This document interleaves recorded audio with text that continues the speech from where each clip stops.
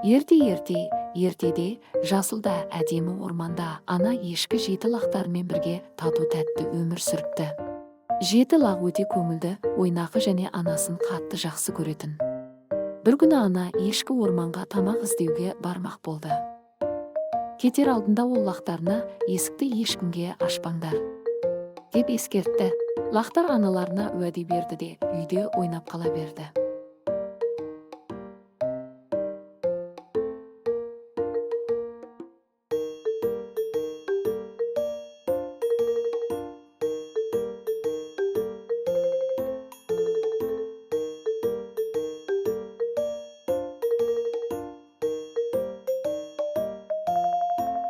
Ал осыны алыстан айлакер қасқыр көріп тұрды. Қасқыр үйге келіп есікті қағып, мен сендердің аналарыңмын деді. Бірақ лақтар терезеден қарап, оның қасқыр екенін білді. Олар, жоқ, біз есікті ашпаймыз, деп жауап берді. Қасқыр ашуланып орманға қайта кетіп қалды. Көп ұзамай ана ешкі үйіне қайта оралды. Лақтар аналарына жүгіріп барып, бәрін айтып берді.